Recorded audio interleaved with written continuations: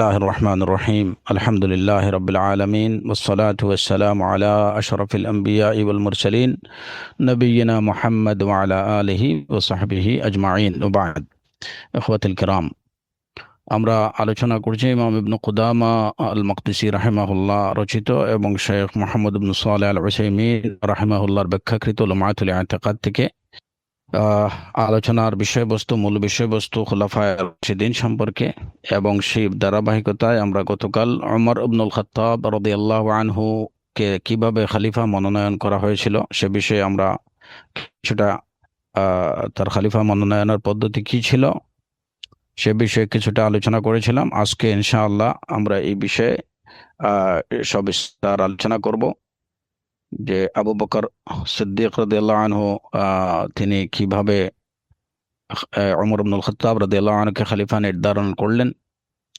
এই নির্ধারণের প্রক্রিয়াটা কি ছিল, পদ্ধতি কি ছিল, এবং এরপরে আমরা যদি ইনশাআল্লাহ ওসমান ইবনু আফফান রাদিয়াল্লাহু আনহুর কিছু ফাজাইল সম্পর্কে, তার বৈশিষ্ট্য মর্যাদা সম্পর্কে আলোচনা করব বিইজনিল্লাহ তাআলা। আসআলুল্লাহ সুবহানাহু ওয়া তাআলা আত-তাওফীক ওয়াস সাদাদ। নাম আমরা গতকাল যে বিষয়টা আলোচনা হয়েছিল যে হিজরতের 13তম বৎসরে জুমাদাল আখিরাহ মাসে যখন আবু বকর সিদ্দিক রাদিয়াল্লাহু আনহু প্রচন্ড অসুস্থ হয়ে পড়েন এবং তিনি যখন বুঝতে পারেন যে তার মৃত্যু সন্নিকট, তখন তিনি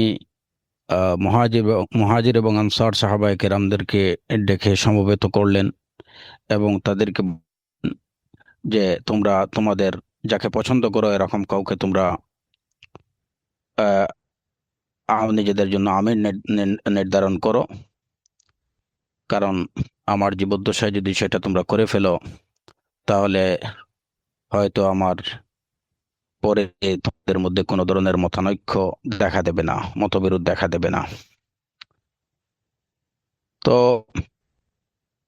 আবু বকর রাদিয়াল্লাহু আনহুর ওনার বয়স ছিল যে ওনার মৃত্যুর পরে খলিফা নির্ধারণের ক্ষেত্রে মুসলিমিনদের মধ্যে কিছুটা মতবিরোধ দেখা দিতে পারে, ইখতিলাফ দেখা দিতে পারে। তো যেটা তিনি কিছুটা বুঝতে পারছিলেন রাসূলুল্লাহ সাল্লাল্লাহু আলাইহি ওয়াসাল্লামের মৃত্যুর পরে খলিফা নির্ধারণের সময় যে মুসলমানদের মধ্যে কিছুটা শুরুর দিকে প্রথমে কিছুটা ভিন্নমত ছিল, যদিও পরবর্তীতে সকল সাহাবায়ে কেরাম সম্মিলিতভাবে সবার সর্বসম্মতিক্রমে তারা আবু বকর সিদ্দিক রাদিয়াল্লাহুকে খলিফা মনোনয়ন করেছিলেন। তো তিনি যেহেতু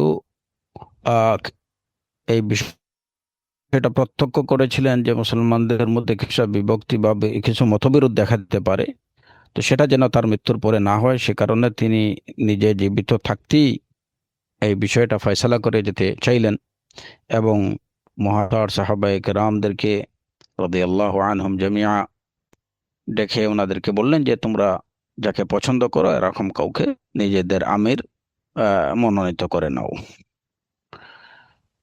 কিন্তু এখানে সকলেই যাদেরকে উদ্দেশ্য করে তিনি বললেন এই কথাগুলো, তাদের প্রায় সকলেই বললেন যে এই দায়িত্ব আপনার কাছে ছেড়ে দিতে চাই, যে আপনার পরে আমাদের জন্য খলিফা হিসেবে কে সবচেয়ে ভালো হবেন আমাদের দিন এবং আমাদের দুনিয়ার জন্য সেটা আপনি আমাদের ভালো জানবেন।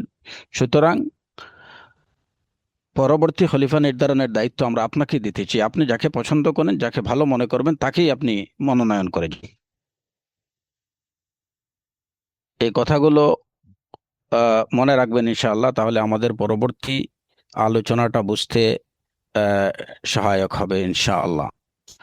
তো প্রক্রিয়াটা কি ছিল যে প্রথমত আবু বকর সিদ্দিক রাদিয়াল্লাহু আনহু মুহাজির এবং আনসার সকল সাহাবায়ে কেরামদেরকে উপস্থিত যারা ছিলেন সবাইকে ডেকে জেনারেলি সবাইকে বললেন যে তোমরা তোমাদের আমির নিযুক্ত করো, একজনকে পছন্দ করো। তারা দায়িত্ব দিলেন কার উপরে? আবু বকর সিদ্দিক রাদিয়াল্লাহু আনহুর উপরে, যে আপনি যাকে পছন্দ ভালো মনে করেন তাকেই নির্ধারণ করে যান, তাতে আমাদের কোনো আপত্তি নেই, এবং আমাদের জন্য কে ভালো হবেন সেটা আপনিই সবচেয়ে ভালো বুঝবেন। তো এইটুকু বলার পরে আবু বকর সিদ্দিক রাদিয়াল্লাহু আনহু তিনি ইলে তার পছন্দ মতো কোনো একজনের নাম তিনি ডিক্লেয়ার করতে পারতেন, কিন্তু তিনি সেটা করেননি। তিনি বললেন যে ঠিক আছে, তাহলে আমাকে একটু সময় দাও, আমি তোমাদের দ্বীনের জন্য, আল্লাহর বান্দাদের জন্য খলিফা হিসাবে পরবর্তীতে কে ভালো হবেন একটু আমি চিন্তা করি। একটু সামান্য সময় নিলেন তিনি একটু। তারপরে তিনি আবু বকর রাদিয়াল্লাহু আনহু আব্দুর রহমান ইবনে আউফকে ডাকলেন রাদিয়াল্লাহু আন। আব্দুর রহমান ইবনে আউফ রাদিয়াল্লাহু আনহু জান্নাতের সুসংবাদ প্রাপ্ত 10 জন সাহাবীদের মধ্যে ছিলেন। তাকে ডাকলেন এবং বললেন যে ওমর ইবনুল খাত্তাব সম্পর্কে আমাকে বলো, আখবিরনি আন ওমর ইবনুল খাত্তাব, যে উনি কেমন, তোমার কাছে ওনাকে কেমন মনে হয়? তো আব্দুর রহমান ইবনে আউফ রাদিয়াল্লাহু আনহু তিনি আবু বকর সিদ্দিক রাদিয়াল্লাহু আনহুকে বললেন যে আপনি আমাকে এমন একটা বিষয় জিজ্ঞেস করছেন যে বিষয়ে আপনি আমার থেকে বেশি জানেন। মা তাসআলুনি আন আমরিন ইল্লা ওয়া আনতা আ'লামু বিহি মিন্নি। তো আবু বকর রাদিয়াল্লাহু আনহু বললেন যে হ্যাঁ জানে, কিন্তু তারপরেও তুমি বলো যে ওমর সম্পর্কে তোমার অভিমত কি। আব্দুর রহমান ইবনে আউফ রাদিয়াল্লাহু আনহু যখন দেখলেন যে অবশ্যই এখানে তার মতামত প্রকাশ করতে হবে, বলতে হবে, তো তিনি বললেন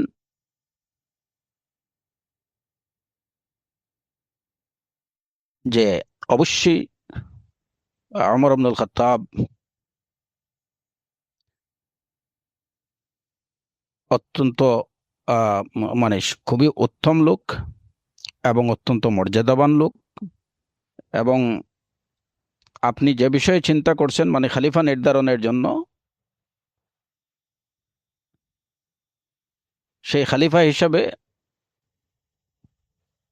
তিনি অবশ্যই উত্তম হবেন, এটি আমার অভিমত।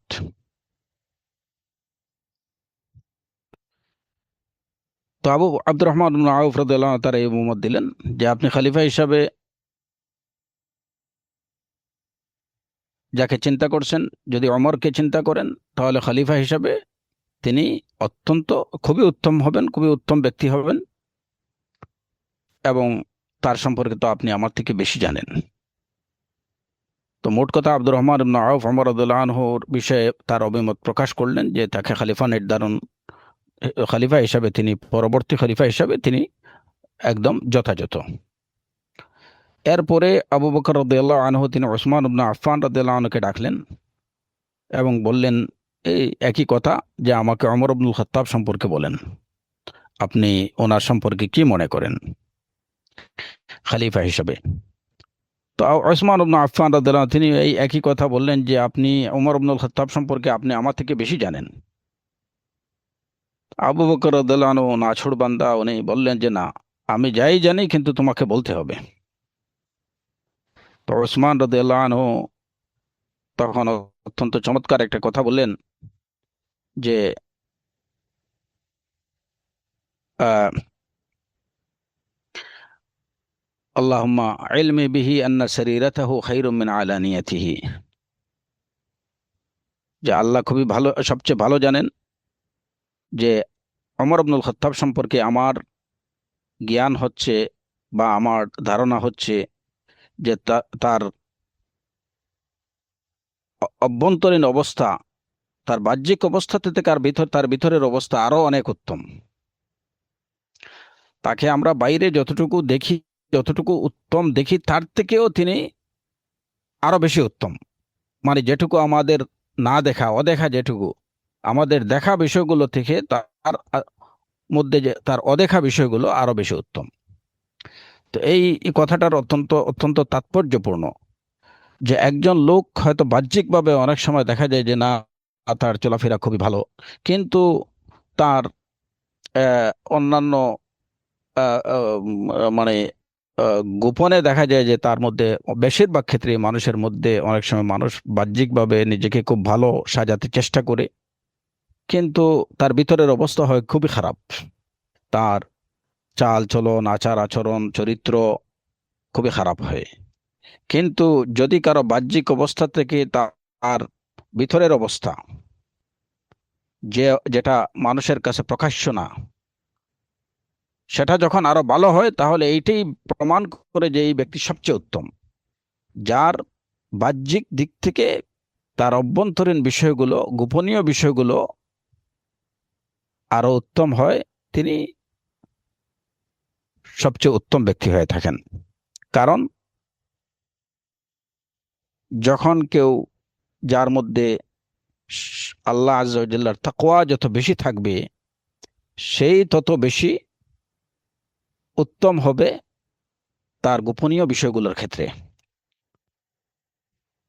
কারণ অনেক সময় মানুষ মানুষের ভয়ে, যে লোকজন কি বলবে এই ভয়ে, সমাজের ভয়ে বাহ্যিকভাবে নিজেকে কিছুটা সংযত রাখার চেষ্টা করে, কিন্তু প্রকৃত চরিত্রবান, প্রকৃত মুত্তাকি ওই ব্যক্তি যে গোপনে এবং যে প্রকাশ্য থেকে তার গোপনে যে বেশি আল্লাহকে ভয় করবে। কারণ বাহ্যিকভাবে প্রকাশ্যে আল্লাহকে ভয় করা, এটা হতে পারে এর মধ্যে বিভিন্ন কারণ থাকতে পারে, কিন্তু যখন কেউ গোপনে আল্লাহকে সবচেয়ে বেশি ভয় করে চলবে, তাহলে সেই প্রকৃত মুত্তাকি। উসমান ইবনে আফফান রাদিয়াল্লাহু আনহু ওমর রাদিয়াল্লাহু আনহু সম্পর্কে আহ, এইটুকু সার্টিফাই করলেন যে আল্লাহ আজ্জা ওয়া জাল্লা সাক্ষী, আমি তার সম্পর্কে যতটুকু জানি যে তার প্রকাশ্য অবস্থা থেকে তার গোপনীয় অবস্থা আরো বেশি উত্তম। ইন্না সারিরাতাহু খায়রুম মিন আলানিয়াতিহি। আর আমাদের মধ্যে তার সমতুল্য কেউ নাই।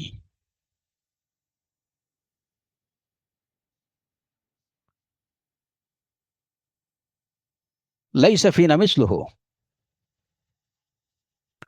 তো তার এই কথাটা শোনার পরে আবু বকর সিদ্দিক রাদিয়াল্লাহু আনহু উসমান ইবনে আফফান রাদিয়াল্লাহু আনহুর জন্য দোয়া করলেন, ইয়ারহামুকাল্লাহ, ইয়ারহামুকাল্লাহ ইয়া আব্দুল্লাহ। এরপরে আবু বকর সিদ্দিক রাদিয়াল্লাহু আনহু উসাইদ ইবনে হুদাইর রাদিয়াল্লাহু আনহুকে ডাকলেন এবং তাকেও সেম জিজ্ঞেস করলেন যে ওমর ইবনুল খাত্তাব সম্পর্কে তোমার অভিমত কি। তো উসাইদ ইবনে হুদায়র রাদিয়াল্লাহু আনহু তিনি বললেন যে আপনার পরে সবচেয়ে উত্তম ব্যক্তি হিসেবে আমরা ওমরকে জানি।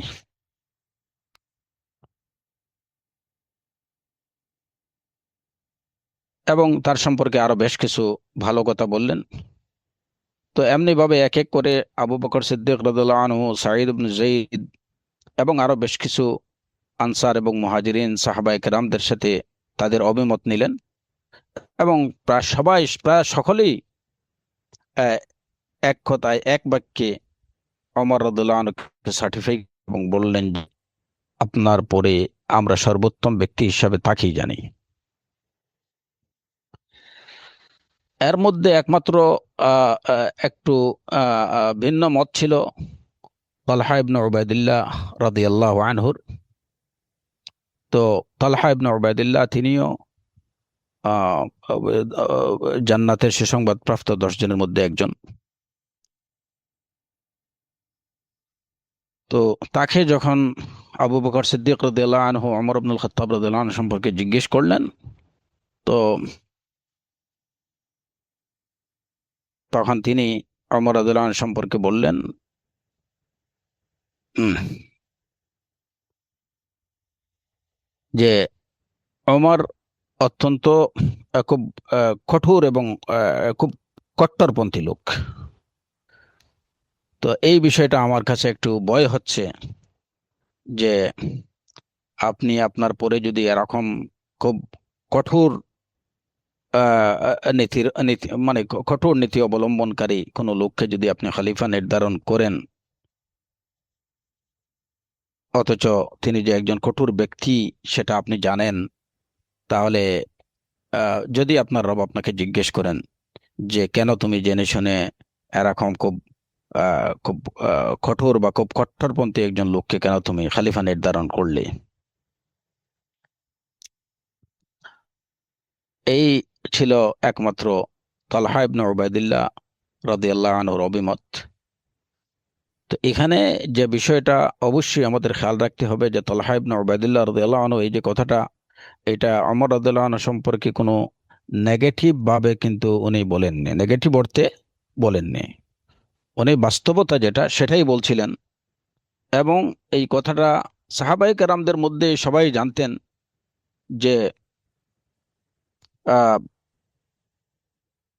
রাসূলুল্লাহ সাল্লাল্লাহু আলাইহি ওয়াসাল্লামের সাহাবায়ে কেরামদের মধ্যে খুব নরম প্রকৃতির লোক ছিলেন আবু বকর, আরহামু উম্মতি বি উম্মতি আবু বকর ওয়া আশাদ্দুহুম ফি আমরিল্লাহি ওমর।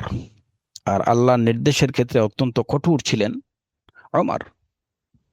ওই কথাটাই, ওই বাস্তবতাই উনি তুলে ধরছেন আবু বকর রাদিয়াল্লাহু আনহুর সামনে, যে উনি একটু কঠোর প্রকৃতির লোক। এখন লোকজন বিষয়টাকে কিভাবে নেবে, আপনি যদি ওনাকে পরবর্তী খলিফা নির্ধারণ করেন আর এটা আপনি জানেন যে উনি একটু কঠোর প্রকৃতির, এটা জেনে শুনে যদি ওনাকে খলিফা নির্ধারণ করেন, না জানি হয়তো যদি আল্লাহ আযজা ওয়া জাল্লা আপনাকে এই বিষয়ে জিজ্ঞেস করেন। তো এটা ছিল তার বাস্তবতাকে তুলে ধরা। কোনোভাবে এটাকে নেগেটিভ সেন্সে চিন্তা করা যাবে না যে তালহা ইবনে উবাইদুল্লাহ রাদিয়াল্লাহু আনহু উনি ওমর রাদিয়াল্লাহু আনহু সম্পর্কে ভুল ধারণা পোষণ করতেন, বা তার সম্পর্কে তাকে খলিফা নির্ধারণের ক্ষেত্রে তিনি এর বিরোধিতা করছেন, নেগেটিভ অর্থে এটা না।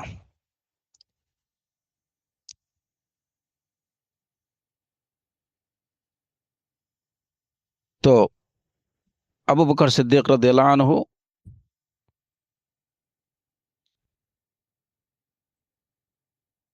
তাকেও উবাইদুল্লাহ, এই যে তালহা ইবনে উবাইদুল্লাহ রাদিয়াল্লাহু আনহু জবাব ছিলেন যে যদি আমি ওমরকে পরবর্তী খলিফা নির্ধারণ করি, তাহলে যারা মানুষকে জুলুম করতে চায় এরা আসলে খুবই হতাশ হবে।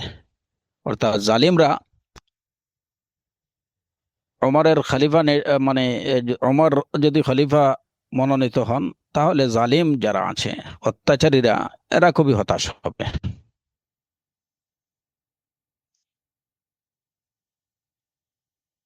তো এইভাবে আবু বকর সিদ্দিক রাদিয়াল্লাহু আনহু সবার থেকে, এই যে বিশিষ্ট সাহাবায়ে কেরামদের থেকে অভিমত নিলেন ওমর রাদিয়াল্লাহু আনহু সম্পর্কে। তারপরে তিনি একটা লিখিত ঘোষণাপত্র লিখলেন, বিসমিল্লাহির রহমানির রহিম, যার ভাষ্য ছিল এইটুকু: বিসমিল্লাহির রহমানির রহিম, হাযা মা আহিদা আবু বকর ইবনু আবি কুহাফা ফি আখির আহদিহি বিদ-দুনিয়া খারিজাম মিনহা ওয়া ইনদা আউয়ালি আহদিহি বিল আখিরাহ দাখিলান ফিহা। যে এটা হচ্ছে আবু বকর ইবনু আবি কুহাফার একদম শেষ ওসিয়্যাহ, দুনিয়া থেকে যাওয়ার মুহূর্তে এবং আখিরাতে পা রাখার মুহূর্তে, পরকালে পা রাখার প্রথম মুহূর্তে এবং দুনিয়া থেকে যাওয়ার মুহূর্তে, এটা আবু বকর ইবনে আবি কুহাফার সর্বশেষ ওসিয়্যাহ। আল্লাহর নামে তিনি বিসমিল্লাহির রহমানির রহিম লিখে লিখলেন, ইন্নী ইস্তাখলাফতু আলাইকুম বা'দা ওমর ইবনুল খাত্তাব, আমি আমার পরে ওমর ইবনুল খাত্তাবকে খলিফা মনোনীত করলাম। ফাসমাউ লাহু ওয়া আতিউ, তোমরা তার কথা মান্য করো এবং তার আনুগত্য করো। এবং তিনি লিখলেন যে আমি তার সম্পর্কে ভালো জেনেই এই সিদ্ধান্ত নিয়েছি, যদি তিনি ন্যায় এবং যদি ইনসাফ কায়েম করেন, তাহলে তার সম্পর্কে আমি যে ধারণা পোষণ করি সেটাই বাস্তবায়িত হবে। আর যদি এর বিপরীত কিছু করেন, তাহলে প্রত্যেক ব্যক্তি যা নিজে কামাই করবে সেটাই সে পাবে। ওয়াসায়ালামুল্লাযীনা যালামু আইয়া মুনকালাবিন ইয়ানকালিবুন, এবং অচিরেই জালিমরা জেনে যাবে যে তাদের পরিণতি কি হবে। তো এই ছিল মানে মোট কথা ঘোষণাপত্রের মধ্যে, আবু বকর সিদ্দিক রাদিয়াল্লাহু আনহুর ঘোষণাপত্রের মধ্যে লিখিত মুঠা দাগের কথাগুলো এইটুকুই, যে আমি আমার পরে ওমর ইবনুল খাত্তাবকে খলিফা মনোনীত করলাম, তোমরা তার কথা শোনো এবং তার আনুগত্য করো। আমি তাকে ভালো জেনেই তোমাদের কি করছি, আমি আমার সাধ্য অনুযায়ী চেষ্টা করছি যে তোমাদের জন্য ভালো কিছু মনোনীত কি করার, কাউকে মনোনীত করার। সুতরাং আমার ধারণা অনুযায়ী তিনি যদি আদাল কায়েম করেন, তাহলে এটাই আমি তার সম্পর্কে থেকে আশা করি। আর আল্লাহ না করুন যদি এর বিপরীত কিছু হয়, তাহলে যে যেটুকু করবে সে সেটাই পাবে।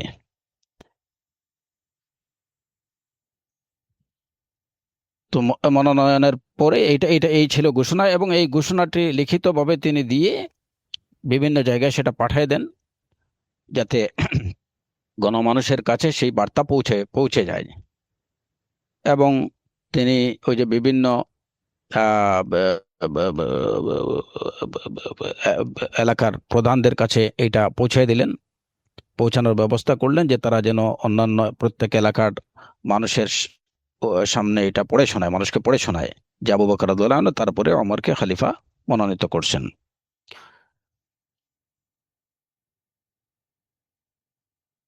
এরপরে আবু বকর রাদিয়াল্লাহু আনহু তিনি চিন্তা করলেন যে এটা তো হচ্ছে আমার লিখিত ঘোষণাপত্র, এটা লিখিতভাবে আমি জানালাম, এখানে মানুষের মধ্যে একটা সন্দেহ তৈরি হতে পারে যে হয়তো এটা আবু বকর সিদ্দিক রাদিয়াল্লাহু আনহুর লেখা না, কিংবা হয়তো তিনি বলেননি, কিংবা যারা এটা পৌঁছেছে এটা তাদের কোনো ষড়যন্ত্র হতে পারে। তো এরকম বিভিন্ন সম্ভাবনা থাকতে পারে, মানুষের মধ্যে দেখা দিতে পারে। তো এই ধরনের কোনো সম্ভাবনা বা কোনো শঙ্কা, ওই যে সন্দেহ যেন তৈরি না হয়, সেই কারণে আবু বকর রাদিয়াল্লাহু আনহু সিদ্ধান্ত নিলেন যে তিনি নিজের মুখে সেটা মানুষকে বলে দেবেন। তাহলে যাতে লোকজন আহ, আর এই বিষয়ে কোনো ধরনের সন্দেহ পোষণ না করে। তো অনেক সময় হয় যে রাষ্ট্রপ্রধানের পক্ষ থেকে যদি কোনো বার্তা আসে, লিখিত বার্তা আসে, সেই লিখিত বার্তার যে যতটুকু মূল্য বা এটা যতটুকু তাৎপর্য থাকে, যদি তিনি তার মুখে সরাসরি কোনো কথা বলেন, কোনো নির্দেশ দেন, তাহলে এটা তার থেকে বেশি এটা এটা এটা তাৎপর্যপূর্ণ হয়, বা এটা মানুষের কাছে এটা আরো বেশি গুরুত্বপূর্ণ বলে মনে হয়। কারণ লিখিত বিষয়গুলো অনেক সময় হতে পারে যে এটা হয়তো কারো কারসাজি হতে পারে, বা অন্য কেউ হয়তো লিখে দিছে, এটা হয়তো খলিফার সিদ্ধান্ত না, এরকম। তো এই কারণে পরবর্তীতে আবু বকর রাদিয়াল্লাহু আনহু তিনি নিজে একদম মানে তার নিজের যতক্ষণ তিনি সজ্ঞানে ছিলেন, সজ্ঞানে থাকা অবস্থায় তিনি বিষয়টা ঘোষণা করেন, এবং একই কথা তিনি বলেন। এবং প্রথমে উপস্থিত লোকজনকে তিনি বলেন, আতারদাউনা বিমা আস্তাখলিফু আলাইকুম, আমি তোমাদেরকে তোমাদের জন্য যে খালিফা মনোনীত করব, তোমরা কি তাকে তার প্রতি সন্তুষ্ট থাকবে, তাকে মেনে নেবে? এবং তিনি বললেন, আমি ওমর ইবনুল খাত্তাবকে আমার পরে তোমাদের জন্য খলিফা মনোনীত করেছি, ফাসমাউ লাহু ওয়া আতিউ। তো উপস্থিত লোকজন সবাই সমস্বরে সবাই বললেন, সামি'না ওয়া আতা'না, আমরা আপনার এই নির্দেশ শুনলাম এবং এটাকে মেনে নিলাম। এর আগে ওই যে যখন আবু বকর সিদ্দিক রাদিয়াল্লাহু আনহু তিনি কি করলেন, এই যে ওমর ইবনুল খাত্তাব রাদিয়াল্লাহু আনহুকে খলিফা মনোনয়নের সিদ্ধান্ত নিলেন, তখন তিনি ওমর ইবনুল খাত্তাব রাদিয়াল্লাহু আনহুকে ডেকে পাঠালেন। ওমর ইবনুল খাত্তাব আসার পরে তাকে বললেন যে আমি সিদ্ধান্ত নিয়েছি যে আমার পরে আপনাকে আমি খলিফা বানাতে চাই, আমি এটা সিদ্ধান্ত নিয়েছি যে আমি আমার পরে, আমার মৃত্যুর পরে আপনি খলিফা হবেন, খলিফাতুল মুসলিমিন। ওমর রাদিয়াল্লাহু আনহু এই এই কথা শোনার সাথে সাথে তিনি এটা অস্বীকার করেন যে না, আমার দ্বারা এটা হবে না, এই দায়িত্ব আপনি আমাকে দিয়েন না। উনি কোনোভাবেই এই দায়িত্ব নিতে রাজি হলেন না। তখন আবু বকর রাদিয়াল্লাহু আনহু বললেন যে দেখো, যদি তুমি আমার কথা না শোনো, তাহলে আমি তোমার বিষয়ে তলোয়ার হাতে নিতে বাধ্য হব। কারণ খলিফাতুল মুসলিমিন, আমিরুল মুমিনিনের নির্দেশ পালন করা এটা ওয়াজিব। যদি কেউ এই নির্দেশ লঙ্ঘন করে, তাহলে তাকে হত্যা করা যায়। তো বললেন যে দেখো, এটা আমি সিদ্ধান্ত নিয়েছি, সুতরাং খলিফা হিসাবে আমি তোমাকে নির্দেশ দিচ্ছি, আমার নির্দেশ মান্য করা এটা তোমার জন্য ওয়াজিব। আর যদি না হয়, তাহলে ফয়সালা হবে তলোয়ারের মাধ্যমে, তোমার বিষয়ে আমি তলোয়ার হাতে নিতে বাধ্য হব। তো ওমর রাদিয়াল্লাহু আনহু তখন বাধ্য হয়েই আবু বকর সিদ্দিক রাদিয়াল্লাহু আনহুর এই সিদ্ধান্তকে মেনে নিলেন, এবং এভাবেই তিনি ইসলামের দ্বিতীয় খলিফা মনোনীত হলেন। এই জায়গাটাতেও আমাদের যে শিক্ষণীয়, এই যে আলোচনাগুলো আমরা করছি, এই আলোচনাগুলো শুধু কোনো কিচ্ছা বা কোনো কাহানি না, এগুলার মধ্যে পরতে পরতে আমাদের জন্য লেসন আছে, মুসলিম জাতির জন্য লেসন আছে। এখান থেকে আমাদের শিক্ষা নেওয়া দরকার, সেটা আমাদের ব্যক্তি জীবনে হোক কিংবা রাষ্ট্রীয় জীবনে হোক। প্রথমত দেখেন যে খোলাফায়ে রাশেদার মধ্যে, সাহাবায়ে কেরামদের মধ্যে তাদের প্রতি কোনো পদ পদবীর লোভ লালসা তাদের মধ্যে ছিল না, বরং খলিফাতুল মুসলিমিন এর মতো একটা পদ তাকে দেয়া হচ্ছে, অথচ তিনি সেটাকে কি করছেন, সবিনয়ে প্রত্যাখ্যান করছেন যে না, আপনি এই এই গুরু দায়িত্ব আমাকে দিয়েন না, আমি এটা লায়ক না। অথচ আজকে মুসলিম উম্মার অবস্থা কি? সম্পূর্ণ বিপরীত, সম্পূর্ণ বিপরীত। সেই পদ আর পদবীর জন্য সারা দুনিয়া ব্যাপী, সারা দুনিয়া ব্যাপী যত মারামারি কাটাকাটি হানাহানি আছে, সবকিছু পদ পদবীর জন্য। যে সমস্ত কারণে এই যে মানুষের মধ্যে মারামারি কাটাকাটি হানাহানি লেগে আছে, গোটা বিশ্বব্যাপী, শুধুমাত্র মুসলিম উম্মা না, সবার মধ্যেই। তো এটার অন্যতম কারণ হচ্ছে পদ এবং পদবী, এবং বিশেষ করে মুসলিম উম্মার মধ্যে। কারণ এটা অত্যন্ত আক্ষেপের সাথে বলতে হয় যে আজকে মুসলিম উম্মার মধ্যে পদ এবং পদবীকে আঁকড়ে ধরার যে মানসিকতা, যে কোনোভাবে আপনি তাকে জুতা দিয়ে পিটান, তারপরে ওইটা সে মেনে নিতে রাজি আছে। কিন্তু বাবা, তুমি আমাকে জুতা দিয়ে পিটাও, তাতে কোনো অসুবিধা নাই, আমাকে যত পারো অপমান করো, কোনো অসুবিধা নেই, কিন্তু আমার পথটা যেন এইটা ঠিক থাকে। আমি এই ক্ষমতার এই চেয়ারটাকে আমি আঁকড়ে ধরতে চাই, আমাকে জুতা দিয়ে মারো, যত ধরনের অপমান করো, সবাই আমার বিরোধিতা করো, কোনো অসুবিধা নেই, শুধুমাত্র আমার চেয়ারটা ঠিক থাকলেই হলো। এইটা কি কোনো মুসলিমের আখলাক? অথচ রাসূলুল্লাহ সাল্লাল্লাহু আলাইহি ওয়াসাল্লাম আমাদেরকে কি বলে গেছেন? আলাইকুম বিসুন্নতি ওয়া সুন্নাতিল খুলাফাইর রাশিদিন আল মাহদিয়্যিন মিন বা'দি তামাসসাকু বিহা ওয়া আদ্দু আলাইহা বিন নওয়াজিজ। তোমরা আমার সুন্নাহকে এবং আমার পরে এই খুলাফায়ে রাশিদিনের সুন্নাহকে তোমরা আঁকড়ে ধরো। তামাসসাকু বিহা ওয়া আদ্দু আলাইহা বিন নওয়াজিজ, শক্ত করে ধরো, মাড়ি দাঁত দিয়ে কামড়ে ধরো, যে সুন্নাহ তোমাদের থেকে না ছুটে।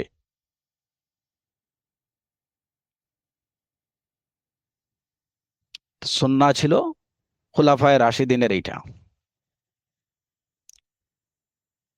তো আমরা কি সেই সুন্নাহকে আঁকড়ে ধরতে পারছি? মারি দাঁত দিয়ে কামড়ে ধরা তো দূরের কথা, শক্ত করে ধরে তো দূরের কথা, আমরা কি মোটামুটি ভাবে ধরে রাখতে পারছি, নাকি একদম ছেড়ে ছেড়ে দিছি আমরা?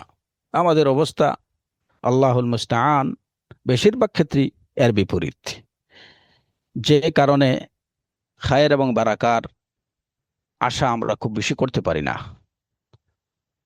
তারপরেও আমরা যে খায়ের এবং বারাকা যেটুকু পাচ্ছি, সেটা আল্লাহ আযজা ওয়া জাল্লার বিশেষ ফজল এবং করম ব্যতীত আর কিছুই না।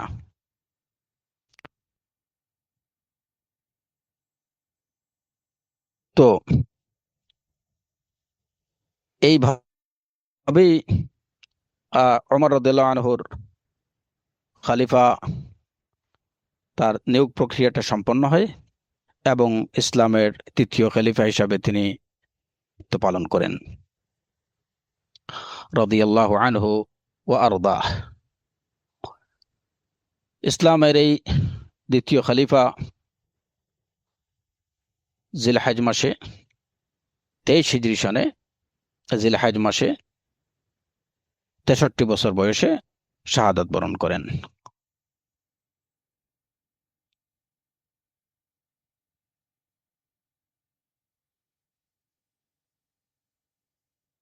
ইসলামের তৃতীয় খলিফা সম্পর্কে এবারের আলোচনা ইনশাআল্লাহ ইসলামের তৃতীয় খলিফা ওসমান ইবনে আফফান রাদিয়াল্লাহু আনহু সম্পর্কে। তার নাম এবং বংশ পরিচয় সম্পর্কে ইতিমধ্যে আমরা জেনেছি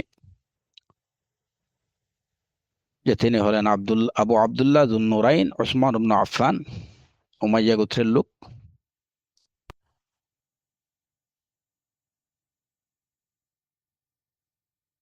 এই ওসমান ইবনে আফফান রাদিয়াল্লাহু আনহু ইসলামের তৃতীয় খলিফা। তার বৈশিষ্ট্য এবং মর্যাদা সম্পর্কে কিছু বিষয় অবশ্যই আমাদের জানা দরকার, কারণ তারা হচ্ছেন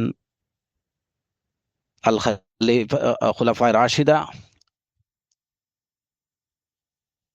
আল খুলাফা উর রাশিদুন আল মাহদিয়ুন।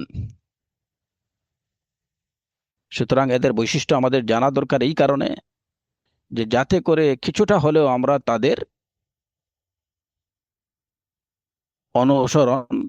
অনুকরণ করতে পারি। তো জান্নাতের সুসংবাদ প্রাপ্ত ব্যক্তিত্বের মধ্যে তৃতীয় ব্যক্তি হলেন ওসমান ইবনে আফফান রাদিয়াল্লাহু আনহু। রাসূলুল্লাহ সাল্লাল্লাহু আলাইহি ওয়াসাল্লামের সুপ্রসিদ্ধ সাহাবায়ে কেরামদের মধ্যে তিনি অন্যতম, এবং যিনি তার বদান্যতা, দানশীলতা, এই এই এই এই এই গুণাবলীগুলোর জন্য তিনি ছিলেন আরো বেশি সুপ্রসিদ্ধ। ইমানের দিক থেকে তিনি খুবই অত্যন্ত শক্ত ইমানের অধিকারী ছিলেন, কিন্তু পাশাপাশি মানুষের প্রতি ছিলেন খুবই উদার। অত্যন্ত আখলাকের দিক থেকে তিনি খুবই চমৎকার আখলাকের অধিকারী লোক ছিলেন।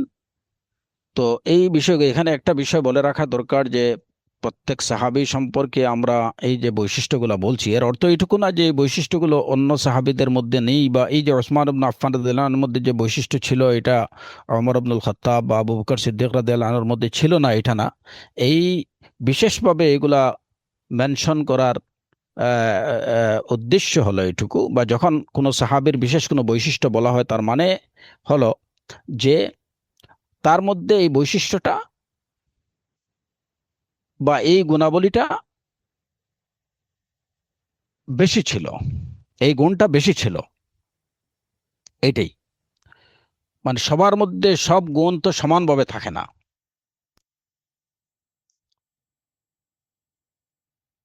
কিন্তু তার অর্থ এটুকু নয় যে এই যে উত্তম যে গুণাবলীগুলো আছে সেই গুণাবলীগুলো অন্যান্য খুলাফায়ে রাশেদার মধ্যে ছিল না, এরকম না।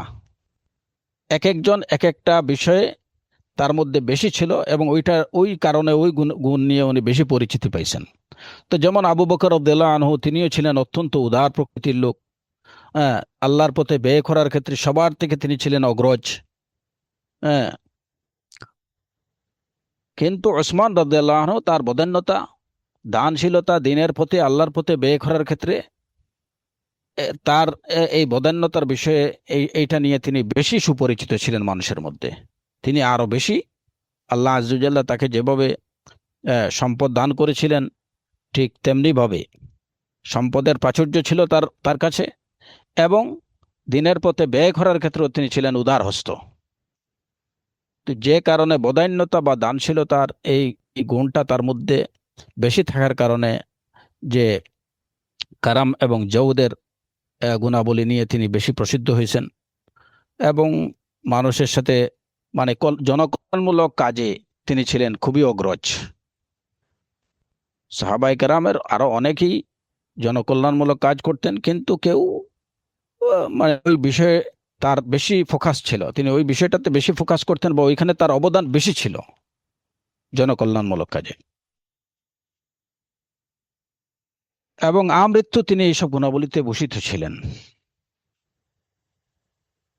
ওসমান ইবনে আফফান রাদিয়াল্লাহু আনহু মাজলুম শহীদ, তিনি নিজে শাহাদাতকে কবুল করে নিছেন, কিন্তু তারপরেও রক্তপাত হতে দেননি তিনি। তার কারণে বা তাকে কেন্দ্র করে যেন মুসলমানদের মধ্যে অন্য কোনো মুসলমানের রক্ত না ঝরে, সেই বিষয়ে তিনি খুবই সতর্ক এবং সাবধান ছিলেন। যে কারণে তিনি নিজের শাহাদাতের বিষয়টাকে মেনে নিয়েছেন, কোনো প্রতিরোধ গড়ে তোলেননি। তো ওসমান ইবনে আফফান রাদিয়াল্লাহু আনহুর যে বৈশিষ্ট্য, সেই বৈশিষ্ট্যগুলো বা তিনি কত মর্যাদাবান এবং রাসূলুল্লাহ সাল্লাল্লাহু আলাইহি ওয়াসাল্লামের কত প্রিয় সাহাবী ছিলেন, এটার অন্যতম প্রমাণ হলো যে রাসূল সাল্লাল্লাহু আলাইহি ওয়াসাল্লাম একে একে তার দুইজন মেয়েকে ওসমান ইবনে আফফান রাদিয়াল্লাহু আনহুর কাছে বিয়ে দিয়েছিলেন। প্রথমে বিয়ে দিয়েছিলেন সাইয়্যিদা রুকিয়া রাদিয়াল্লাহু আনহাকে। তার মৃত্যুর পরে সাইয়্যিদা উম্মু কুলসুম রাদিয়াল্লাহু আনহাকে ওসমান ইবনে আফফানের কাছে বিয়ে দেন। এবং এই যে রাসূলুল্লাহ সাল্লাল্লাহু আলাইহি ওয়াসাল্লামের দুইজন মেয়েকে তিনি বিয়ে করছেন, আহ, এই কারণেই তাকে যুন্নুরাইন বলা হতো। তো এবং রাসূলুল্লাহ সাল্লাল্লাহু আলাইহি একটা একটা বর্ণনা আছে যে রাসূল সাল্লাল্লাহু আলাইহি সাল্লাম বলছেন যে আমার যদি 10 জন মেয়ে থাকতো, তাহলে আমি একে একে 10 জনকেই ওসমান ইবনে আফফানের কাছে আমি বিয়ে দিতাম। আর এটা তাবারানি এবং ইবনে আসাকির তারা কি করছেন, এই বর্ণনা করেছেন। এবং বর্ণনাটা এটা এটা খুব সম্ভবত আহ, আমার যতটুকু মনে পড়ে এই বর্ণনা এটা আহ, হাসান, যে রাসূল সাল্লাল্লাহু আলাইহি ওয়াসাল্লাম এই তার দ্বিতীয় মেয়ের কবরে দাঁড়িয়ে, কবরের পাশে দাঁড়িয়ে তিনি বললেন, দ্বিতীয় মেয়ের বিয়ের পরে তাকে দাফন করার পরে তার কবরের কাছে দাঁড়িয়ে বললেন যে যদি আমার লাউ কুন্না আশরান লাজাওয়াজতুহুন্না উসমান, যে যদি তারা আমার 10 জন মেয়ে থাকতো তাহলে আমি একে একে 10 জনকে ওসমানের কাছে বিয়ে দিতাম। আর ওমা জাওয়াজতুহু ইল্লা বিওয়াহয়ি মিনাস সামা, আর আমি আমার মেয়েকে ওসমান রাদিয়াল্লাহু আনহুর কাছে বিয়ে দিইনি, এটা নিজের মন গড়া কি নাই, কাজ না, এটা আমার, এটা বিওয়াহয়ি মিনাস সামা, আল্লাহর নির্দেশেই আমি বিয়ে দিছি। তো এটা অনেক বড় একটা বিষয় যে আল্লাহর নির্দেশে বিওয়াহয়ি মিনাস সামা রাসূলুল্লাহ সাল্লাল্লাহু আলাইহি ওয়াসাল্লাম একে একে তার 2 জন মেয়েকে ওসমান ইবনে আফফান রাদিয়াল্লাহু কাছে বিয়ে দিয়েছেন। এবং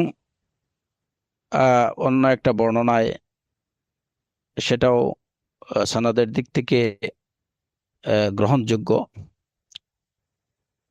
আয়েশা রাদিয়াল্লাহু আনহা থেকে বর্ণিত যে রাসূলুল্লাহ সাল্লাল্লাহু আলাইহি ওয়াসাল্লাম তার 2 হাত উঠায় বললেন, আল্লাহুম্মা ইন্নী ক্বাদ রাদিতু মিন উসমান আন উসমান, আল্লাহুম্মা ইন্নী ক্বাদ রাদিতু আন উসমান ফারদ আনহু, আল্লাহুম্মা ইন্নী ক্বাদ রাদিতু আন উসমান ফারদ আনহু, আল্লাহুম্মা ইন্নী ক্বাদ রাদিতু আন উসমান ফারদ আনহু। হে আল্লাহ, আমি উসমানের প্রতি সন্তুষ্ট, তুমিও তার প্রতি সন্তুষ্ট হও। এই কথাটি রাসূলুল্লাহ সাল্লাল্লাহু আলাইহি ওয়াসাল্লাম 3 বার বলেছেন। এবং আনাস ইবনে মালিক রাদিয়াল্লাহু আনহু থেকে বর্ণিত হাদিসে আছে যে একবার রাসূলুল্লাহ সাল্লাল্লাহু আলাইহি ওয়াসাল্লাম উহুদ পাহাড়ে উঠলেন এবং তার সাথে আবু বকর, ওমর এবং উসমান রাদিয়াল্লাহু আনহু ছিলেন। তো ওই সময় পাহাড় কেঁপে উঠল। রাসূলুল্লাহ সাল্লাল্লাহু আলাইহি ওয়াসাল্লাম বললেন, উসবুত উহুদ ফাইন্নামা আলাইকা নাবিয়্যুন ওয়া সিদ্দীকুন ওয়া শাহিদান, যে উহুদ, তুমি শান্ত হও, স্থির হও, কারণ তোমার উপরে একজন নবী আছেন, একজন সিদ্দিক আছেন এবং 2 জন শহীদ আছেন। তো এইটা রাসূলুল্লাহ সাল্লাল্লাহু আলাইহি ওয়াসাল্লামের দালাইলুন নবুওয়াতের মধ্যে একটা, যে তখন ওমর এবং ওসমান রাদিয়াল্লাহু আনহু দুজনেই জীবিত, কিন্তু তখন রাসূলুল্লাহ সাল্লাল্লাহু আলাইহি ওয়াসাল্লাম বলছেন যে ফাইন্নামা আলাইকা নাবিয়্যুন, মানে তিনি তার নিজের কথা বলছেন, ওয়া সিদ্দীকুন, আবু বকর সিদ্দিক রাদিয়াল্লাহু আনহুর কথা বলছেন, ওয়া শাহিদানে, সেটা ওমর এবং ওসমান রাদিয়াল্লাহু আনহু, যে উহুদ তুমি শান্ত শান্ত হও, তুমি স্থির হও, তোমার উপরে একজন নবী, একজন সিদ্দিক এবং দুজন শহীদ রয়েছেন, তুমি কেমন। এটা সাহিহ বুখারীর হাদিস এবং অন্যান্য সকল হাদিস গ্রন্থেই এই বর্ণনা রয়েছে। তো এই যে পাহাড়ের কাঁপনের বিষয়টা, এটা উহুদে হয়েছে। এবং এটা তো রাসূলুল্লাহ সাল্লাল্লাহু আলাইহি ওয়াসাল্লাম একদা তিনি উহুদ পাহাড়ে উঠলেন, তার সাথে আবু বকর, ওমর, ওসমান রাদিয়াল্লাহু আনহু ছিলেন। তো এই সময় উহুদ পাহাড়টা কেঁপে উঠল। সাল্লাল্লাহু আলাইহি ওয়াসাল্লাম বললেন, উসবুত উহুদ ফা ইন্নামা আলাইকা নাবিয়্যুন ওয়া সিদ্দীকুন ওয়া শাহীদান, যে উহুদ তুমি কি হও, স্থির হও, তোমার উপরে একজন নবী রয়েছেন, একজন সিদ্দিক রয়েছেন এবং দুইজন শহীদ রয়েছেন। তো তখন তো ওমর এবং ওসমান রাদিয়াল্লাহু আনহু দুইজনেই রাসূল সাল্লাল্লাহু আলাইহি ওয়াসাল্লামের পাশে, কিন্তু রাসূল সাল্লাল্লাহু আলাইহি ওয়াসাল্লাম বলছেন যে তোমার উপরে দুজন শহীদ রয়েছেন। এবং পরবর্তীতে দেখা গেল যে ঠিকই ওমর রাদিয়াল্লাহু আনহু এবং ওসমান রাদিয়াল্লাহু আনহু দুজনেই শাহাদাত বরণ করেছেন, যে কারণে এটা রাসূলুল্লাহ সাল্লাল্লাহু আলাইহি ওয়াসাল্লামের দালাইলুন নবুওয়াত, তার নবুয়তের প্রমাণ বহন করে। এই হাদিসটি সহিহ বুখারী সহ অন্যান্য হাদিস গ্রন্থে বর্ণিত আছে। তো এইভাবে এই ঘটনাটা যে হেরা পাহাড়ের উপরেও একই রকম ঘটনা ঘটছে বলে বর্ণিত আছে। আনাস ইবনে মালিক রাদিয়াল্লাহু আনহু থেকে বর্ণিত, রাসূলুল্লাহ সাল্লাল্লাহু আলাইহি ওয়াসাল্লাম বলেছেন, আরহামু উম্মতি বি উম্মতি আবু বকর ওয়া আশহাদুহুম ফিল্লাহি উমর ওয়া আতাকুহুম আন উসমান। যেটা আমাদের দেশে অনেক খাতিবরা প্রায় জুমার সালাতের খুতবায় বলেন। রাসূল সাল্লাল্লাহু আলাইহি ওয়াসাল্লাম বলেছেন যে আমার উম্মতের মধ্যে সবচেয়ে করুণাশীল, খুবই দয়াময়, দয়াশীল হৃদয়ের অধিকারী হলেন, বা নরম হৃদয়ের অধিকারী হলেন আবু বকর। আমার উম্মতের প্রতি সবচেয়ে করুণাশীল ব্যক্তি আবু বকর। যেটা বলছিলাম যে আব্দুর রহমান ইবনু সামুরা রাদিয়াল্লাহু আনহু থেকে বর্ণিত হাদিস, যে জয়শুল উসরা বা উসরা বাহিনী রেডি করার পরে রাসূলুল্লাহ সাল্লাল্লাহু আলাইহি ওয়াসাল্লাম খুবই খুশি হয়ে তিনি বলছিলেন, মা দররা উসমানু মা আমিলা বা'দাল ইয়াউম, আজকের দিনের পর থেকে উসমান যাই করুক না কেন এতে তার কোনো ক্ষতি হবে না। এই কথাটি তিনি দুইবার বলছেন। এবং এই উসমান ইবনে আফফান রাদিয়াল্লাহু আনহুকে রাসূলুল্লাহ সাল্লাল্লাহু আলাইহি ওয়াসাল্লাম আল আমিন বলে অভিহিত করেছেন। আবু হুরায়রা রাদিয়াল্লাহু আনহু থেকে বর্ণিত হাদিস, তিনি বলেছেন, এবং এই হাদিস মুসনাদে এবং মুস্তাদরাকে হাকিম গ্রন্থে বর্ণিত, ইমাম আলবানী রাহিমাহুল্লাহ এটাকে বিশুদ্ধ বলেছেন। তো আবু হুরায়রা বর্ণিত হাদিস, তিনি বলেন যে আমি রাসূল সাল্লাল্লাহু আলাইহি ওয়াসাল্লামকে বলতে শুনেছি, ইন্নাকুম তালকাউনা বা'দি ফিতনাতান ওয়া ইখতিলাফ। কোন বর্ণনায় আগে ফিতনা, আগে ইখতিলাফের কথা বলছেন, তারপরে ফিতনা। ইন্নাকুম তালকাউনা বা'দি ফিতনাতান ওয়া ইখতিলাফান, অথবা কোন বর্ণনায় ইখতিলাফান ওয়া ফিতনাতান, যে আমার পরে তোমরা কিছু ফিতনা এবং মতবিরোধের সম্মুখীন হবে। তো তখন একজন বললেন, রাসূলুল্লাহ সাল্লাল্লাহু আলাইহি ওয়াসাল্লামকে উপস্থিত একজন সাহাবী জিজ্ঞেস করলেন, ফামান লানা ইয়া রাসূলুল্লাহ, যে তাহলে ওই সময় আমরা কার শরণাপন্ন হব হে আল্লাহর রাসূল সাল্লাল্লাহু আলাইহি ওয়াসাল্লাম। তো রাসূল সাল্লাল্লাহু আলাইহি ওয়াসাল্লাম বললেন, আলাইকুম বিল আমিন ওয়া আসহাবিহি, যে তোমরা আমিন, আল আমিন এবং তার সাথী যারা, তাদেরকে অনুসরণ করো। এবং এই কথা বলে তিনি ইউশিরু ইলা উসমান, এই কথা বলে রাসূলুল্লাহ সাল্লাল্লাহু আলাইহি ওয়াসাল্লাম উসমান ইবনে আফফান রাদিয়াল্লাহু আনহুর দিকে ইঙ্গিত করছিলেন। উসমান ইবনে আফফান রাদিয়াল্লাহু আনহুর বৈশিষ্ট্যের মধ্যে আরেকটা বিশেষ বৈশিষ্ট্য ছিল যে রাসূল সাল্লাল্লাহু আলাইহি ওয়াসাল্লাম বলছেন যে আমার আখলাকের সাথে সবচেয়ে বেশি মিল হলো উসমান ইবনে আফফানের।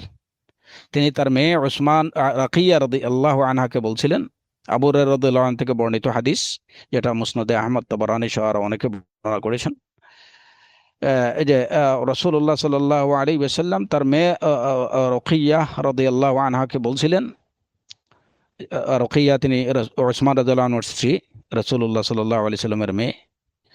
তো তিনি তার মেয়েকে বলছিলেন, আকরিমি, যে রকিয়া তুমি উসমানকে সম্মান করো, ফাইন্নাহু মিন আশবাহি আসহাবি বি খুলুকান, কারণ উসমান আমার সাহাবীদের মধ্যে আখলাকের দিক থেকে সবচেয়ে বেশি আমার সাথে তার সাদৃশ্য রয়েছে, তুমি তাকে সম্মান করো।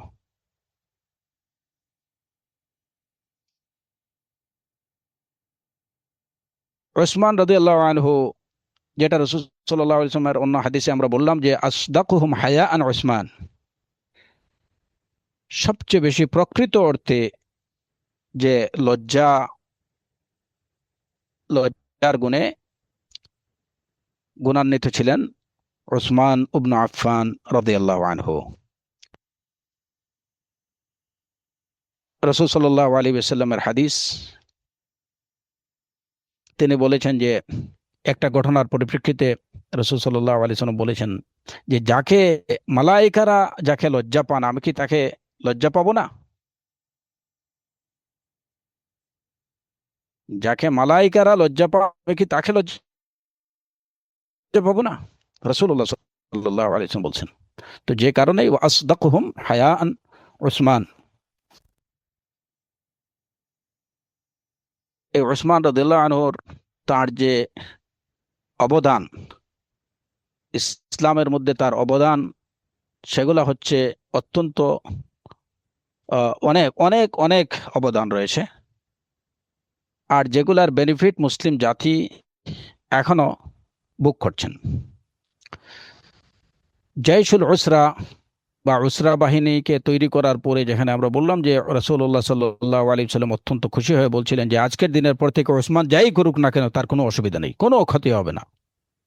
এই জয়শুল উসরা ছিল যেটা এই যে গজওয়ায়ে তাবুকের যুদ্ধ, যেটা নবম হিজরিতে হয়েছিল, এবং নবম হিজরিতে রজব মাসে